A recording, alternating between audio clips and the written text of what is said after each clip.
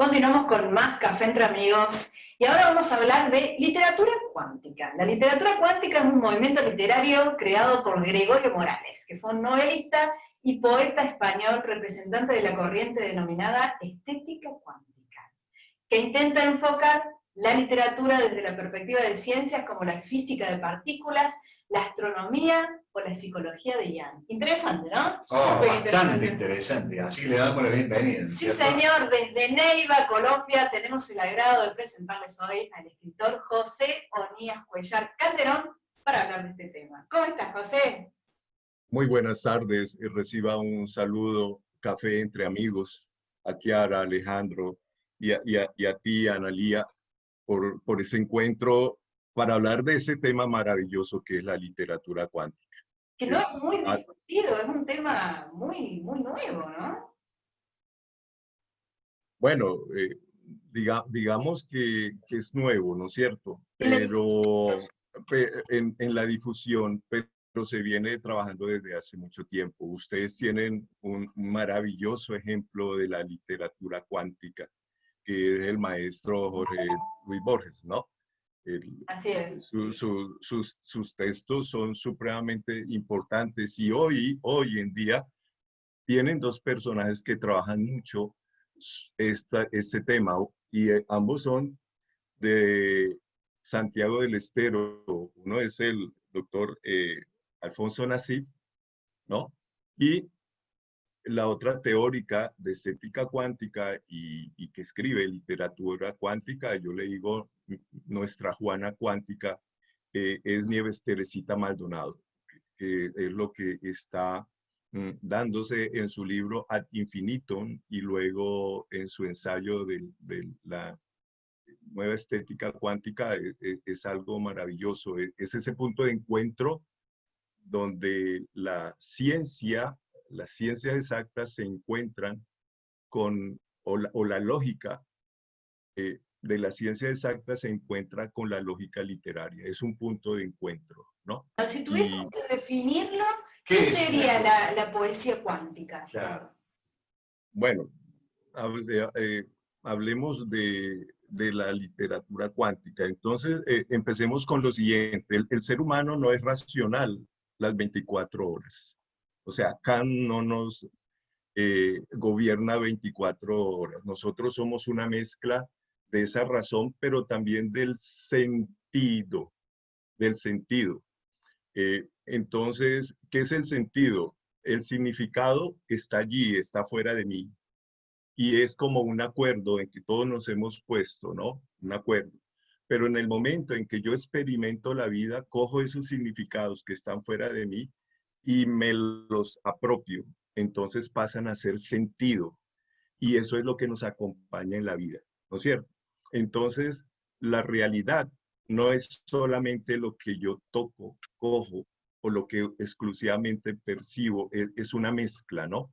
Entonces, la física clásica llega hasta un punto que podríamos decir como Shakespeare de ser o no ser, ¿no? Y la física cuántica y la literatura cuántica diría ser y no ser, porque tú eres y no eres al mismo tiempo. Entonces, la pintura, digamos, en el arte es como el surrealismo, ¿no es cierto?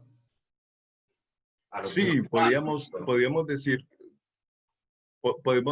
que sí, ese espacio, porque rompe el tiempo y el espacio, entonces tú tienes la posibilidad de estar en unos ambientes donde tu corporeidad se transfigura y se construye, pero fíjate que cuando nosotros recordamos, estamos haciendo también estamos rompiendo un tiempo y un espacio, cosa que hacían los pueblos originarios. Mira que los pueblos originarios, para ellos, el futuro no era adelante.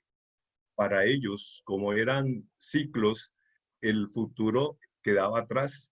Es decir, ellos estaban en una chacra, vivían en ella allí, recibían las cosas, seguían andando y la dejaban que descansara, porque luego, cuando volvieran a pasar allí, ella, la naturaleza, se había repuesto, se había reconstruido y volvía a tener el ambiente equilibrado donde él venía y volvía a hacer uso de ella, cosa que luego, cuando llega la sobreproducción y la sobreexplotación, se olvidó de esa teoría. Por eso tenemos ese problema del desequilibrio ambiental, ¿no es cierto?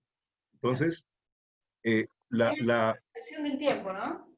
sí, por supuesto. Y tú sabes que en el Tehuantisuyo se habla mucho de la tetraléctica. Fíjate que ellos ya superan la dialéctica y llegan a la tetraléctica, que es la posibilidad del no sí y del sí no, como constructo de posibilidades del ser.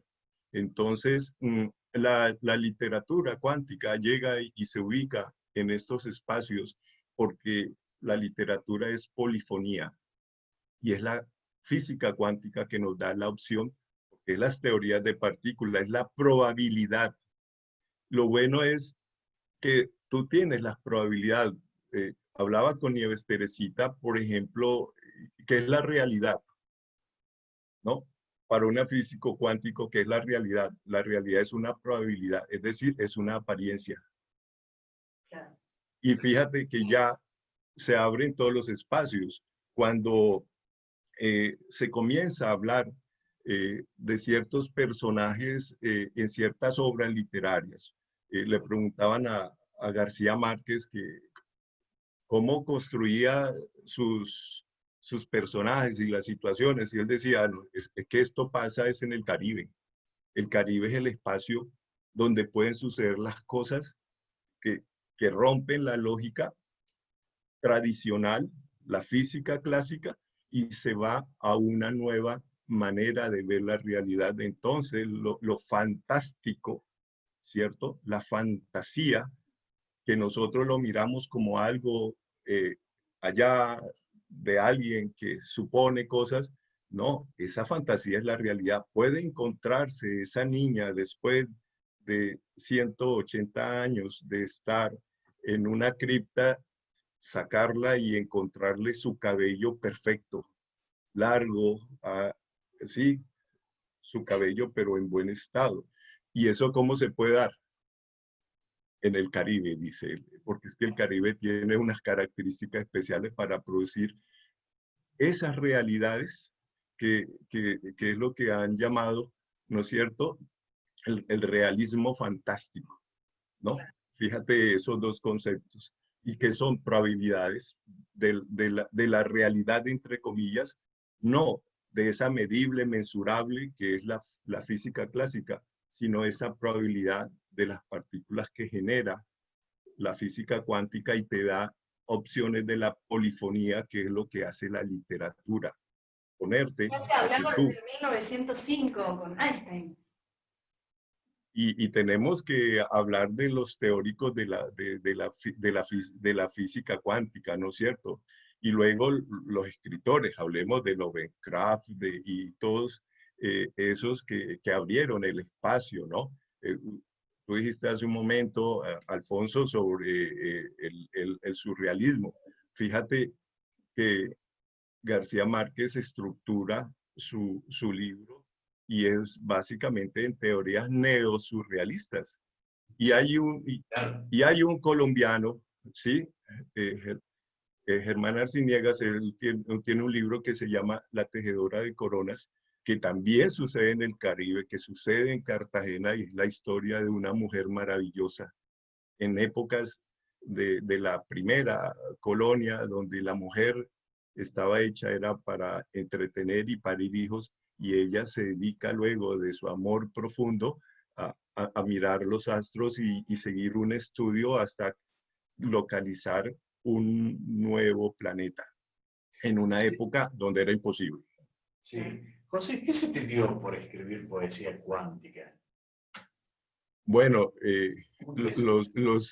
los amigos, yo siempre desde muy pequeño, es decir, a mí me cuesta mucho vivir la cotidianidad, ¿cierto? De pronto, no digo que he sido muy soñador, porque la escritura no te deja soñar.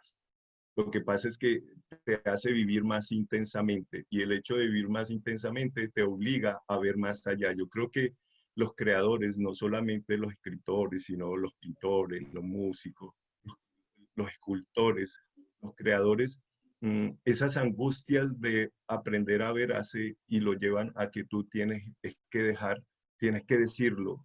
Yo lo digo en un poema, en un microrrelato, ellos hacen su escultura, hacen sus pinturas, componen la música.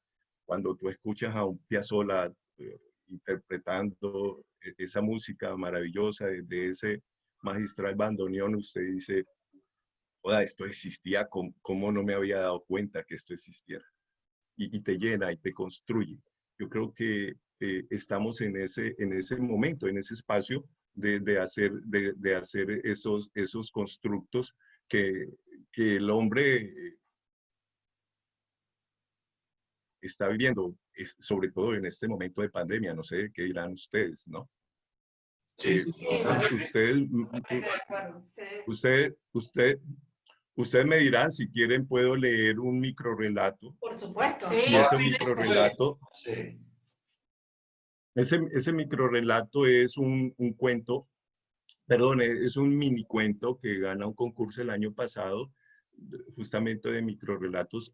Aquí hay un concurso departamental Rodrigo Díaz Castañeda, que es el concurso más antiguo de microrrelatos que hay en este país. Entonces, dice Errabundo. Fíjense cómo el tiempo, el espacio se rompe. El título es Errabundo. Sin abrir la puerta, ingresó a su añorada estancia. Barrió con sus ojos el aposento. La soledad lo saludó con prestancia. Se sentó en el suelo, soñó un momento y lanzó un gran grito como pélida desterrado. El eco que regresaba de las yertas paredes lo abrumó. Sin abrir la puerta, salió nuevamente. Ese es Qué bueno. un microrrelato. Y hay un poema que hace referencia a ese intento. Digo que son intentos, ¿no? Ya inclusive decir esto es literatura cuántica, no. Como son probabilidades, estos son solo probabilidades, ¿no es cierto? Ese poema se llama Las 12. Ayer una espora en viento del Sahara. Hoy estuve en familia, no me vieron. Leí mis poemas en entrevistas, me sintieron. Entré a la casa de mi infancia sin abrir la puerta. Vi mi triciclo rojo, mi trompo de 1000 batallas. Escuché las voces del alma. Anduve de la mano paseando el parque con la rubia Catalina. Mi barco encalló en la tarde. Ahora, tal vez hoja de árbol milenario, tal vez respiro de arrebol.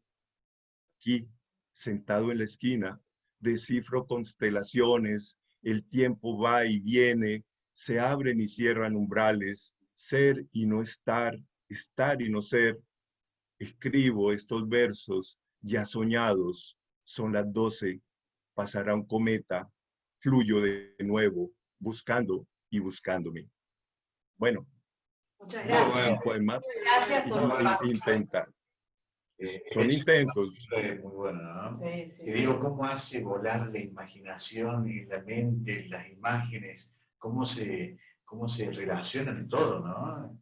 Qué bueno. No, te felicito, José. A ustedes por este espacio y poder hablar de estos temas que sé muy bien que en Argentina hay gente muy valiosa hablando de esto. Alejandra Burzaga en Tucumán también está en la revista que les digo y hace unos textos preciosos de literatura cuántica y la gran Juana, mi Juana cuántica, que es Nieves Teresita. En ese momento les puedo compartir otro poema que se llama Individuado, que es un intento.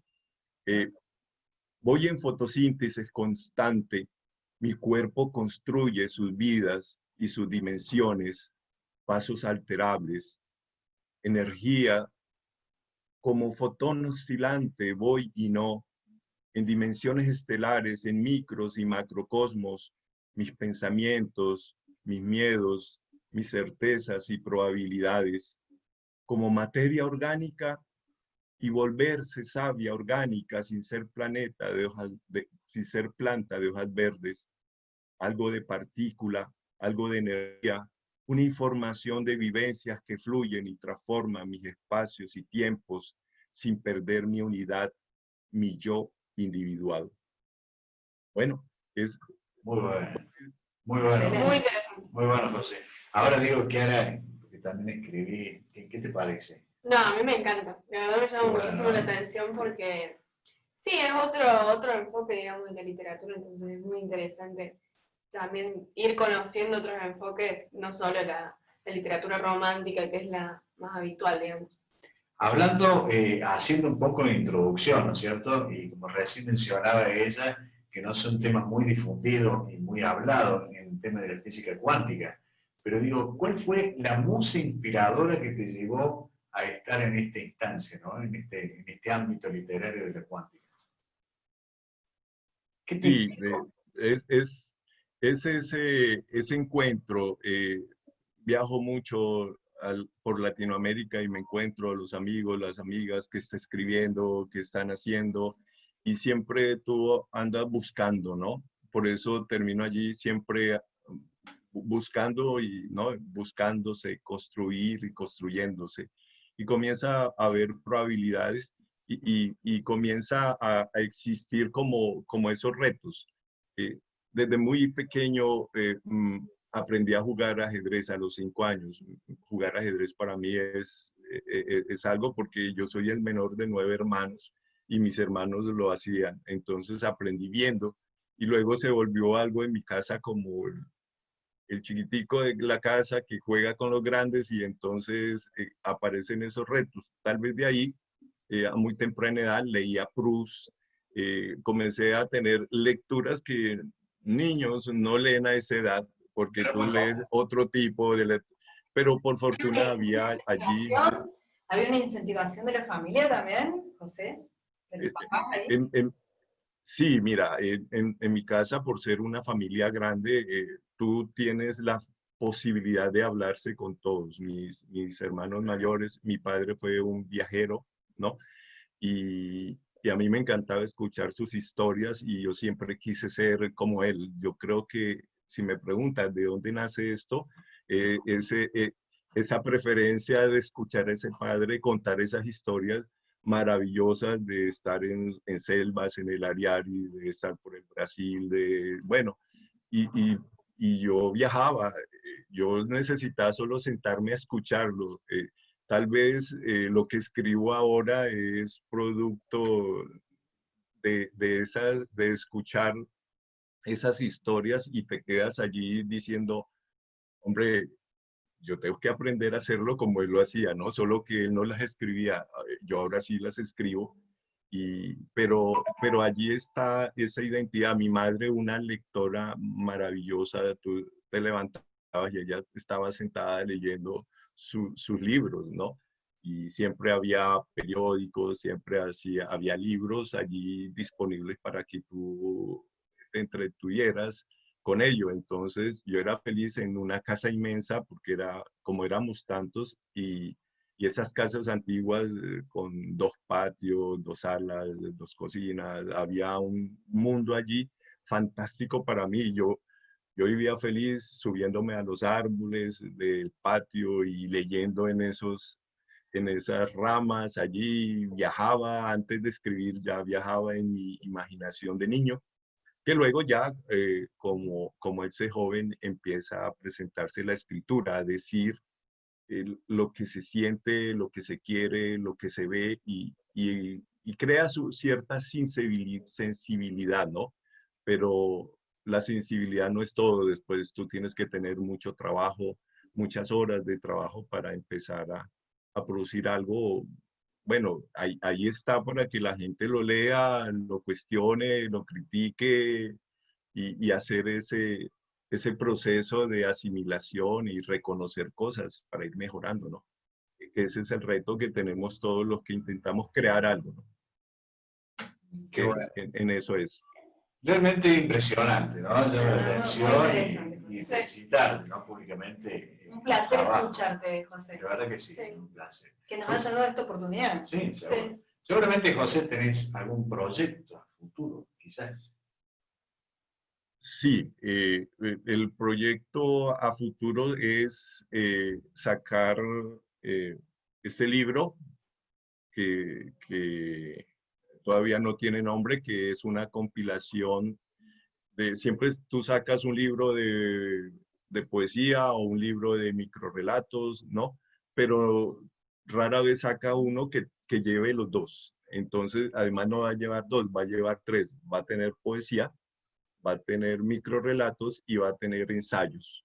Entonces, viene siendo como una compilación que puede servir para hacer teoría en los talleres literarios, en los colegios o en las universidades. Es en ese proyecto, porque ya no hablando de literatura cuántica, está mi nuevo libro que se llama Del amor y otros asuntos, que Trascender Noa sacará en poco tiempo, y donde hablo justamente lo que decía Kiara del amor, que ya se olvidó del amor, ¿no? El romanticismo se perdió de verdad, y es recuperar en un poco de lo que es la esencia. Yo no necesito decirle a la chica que te amo, ¿no? Pero sí puedo darle a entender en unos versos que ese amor existe por ella, ¿no?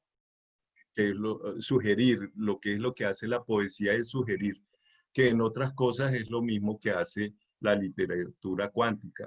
Por eso las afirmaciones contundentes en la física cuántica, en la literatura cuántica no se pueden dar, solamente se sugieren, ¿no? Porque las probabilidades son muchas, no solo una. Muy Entonces bueno. es así.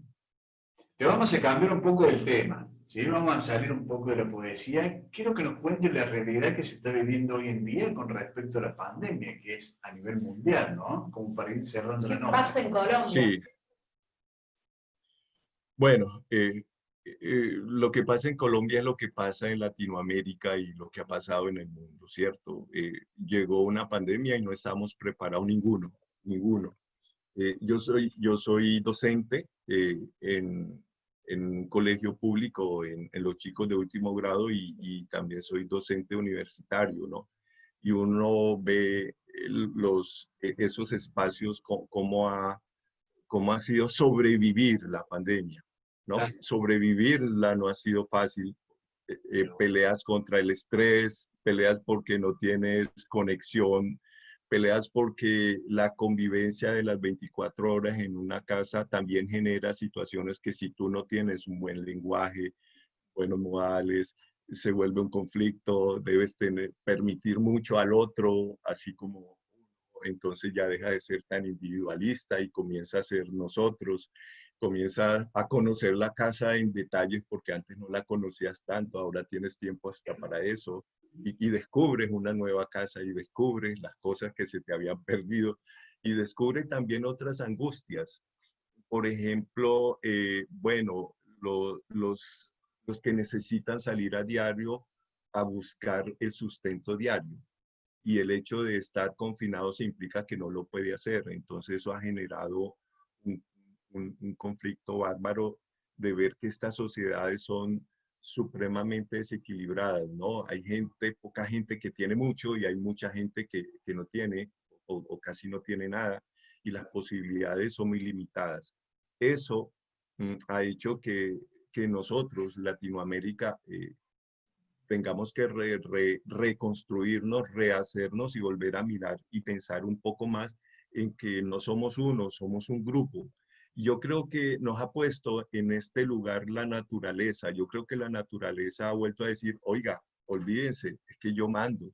La naturaleza nos ha puesto en el sitio que, y nos ha dicho, aquí el que tiene miedo son ustedes, porque hemos visto cómo los animales, el pájaro que no se veía, el animal que no andaba por allí, comienza a andar por las calles nuestras que no son nuestras, son las calles de ellos que eran de siempre, ¿no? Yo creo Sí. que ¿cierto? no aprendimos de los pueblos originarios de vivir en armonía con la naturaleza. Ese consumismo exagerado nos ha llevado a creernos dueños de lo que no somos. Estamos lejos de dominar la naturaleza.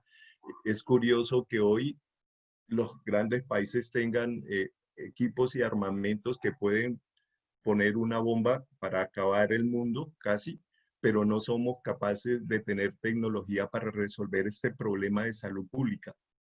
Este problema de salud pública nos ha dicho que hemos gastado tanto dinero, millones, cientos, billones de dólares para destruirnos, pero no para crecer y generar vida, sino para lo contrario.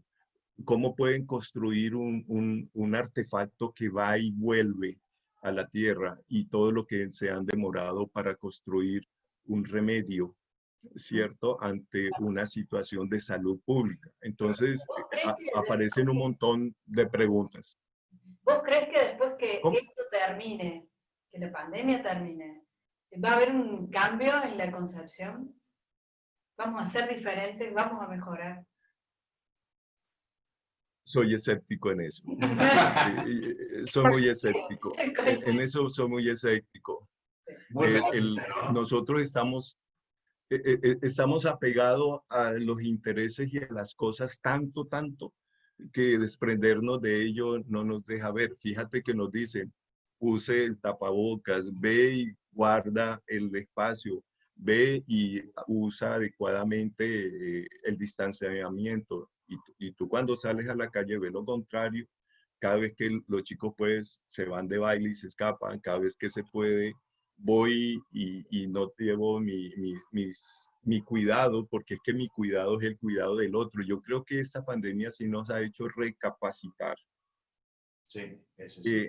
Que yo dependo de los demás y que los demás dependen de mí, que eso se había olvidado. Había un exagerado individualismo y Sí. creer que el yo, ¿no?, estaba por encima de todo. Ahora tenemos que decir nosotros, lo nuestro, lo colectivo.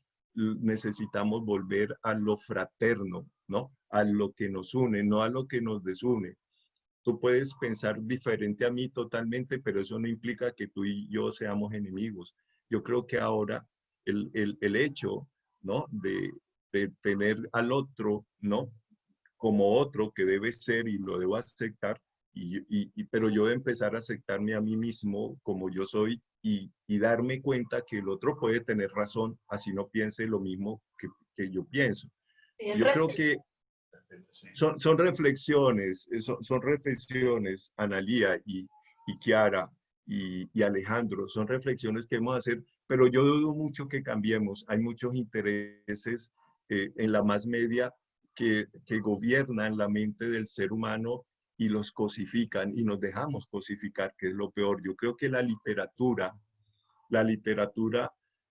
nos brinda la posibilidad de, uso una palabra fuerte, desasnarnos, ¿no?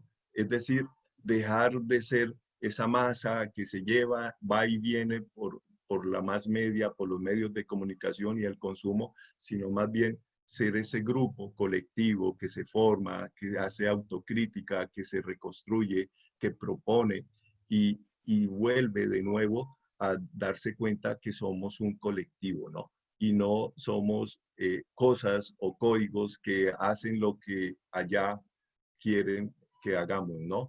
Tú tienes éxito si consumes. Entonces, trabaje y estudie para ser un gran consumidor. Mira cómo lo maneja, ¿no? Tenés un buen carro, vivís en buena casa, entonces tienes éxito. Y resulta que ustedes tienen un escritor que hace muchos años escribió un libro que se llama El hombre mediocre, José Ingenieros. Y en ese libro, que lo leía también a muy corta edad, porque estaba en mi casa, rompe el paradigma del éxito y él llama al éxito como una actitud mediocre del ser humano.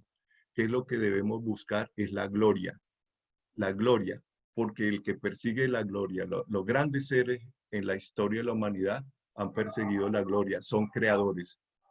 Estos sistemas buscan, son consumidores. Fíjate que por qué abrieron los comercios, porque los grandes señores de las empresas necesitaban consumidores y estaban quebrando, Claro, ¿no? Y totalmente. sencillo. Y después que abren, se eleva el número de muertos porque la economía no puede colapsar.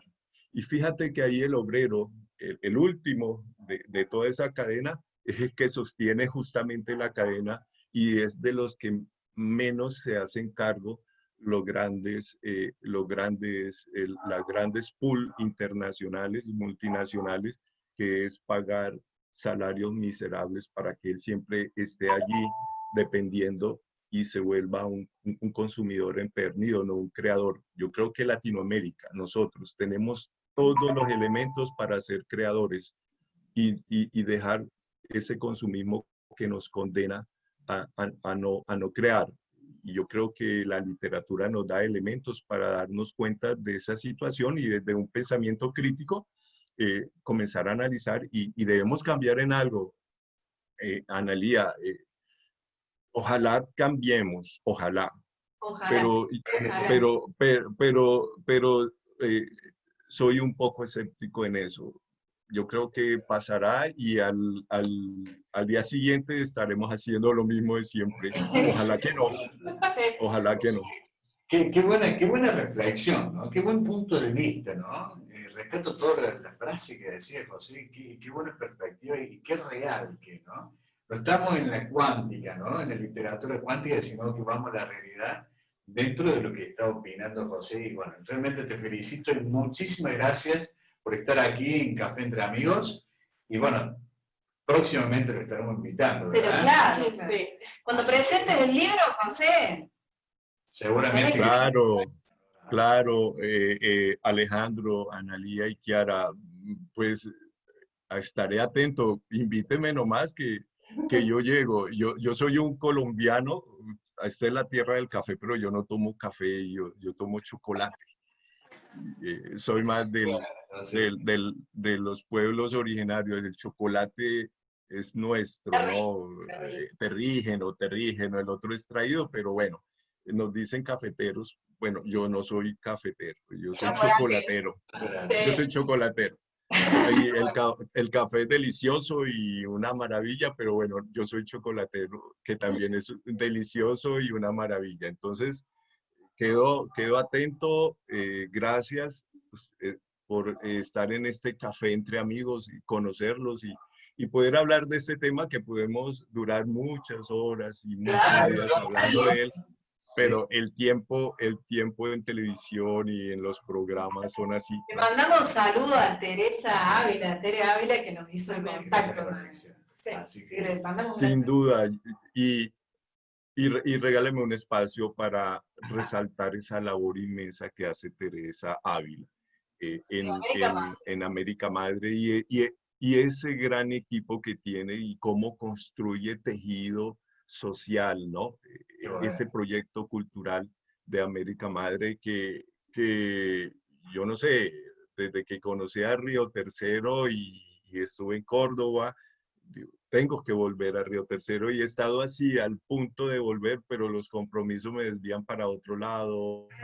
Yo soy un empleado público y para poder salir debo pedir miles de permisos y todos, si hay alguien que no autoriza, pues no se puede salir.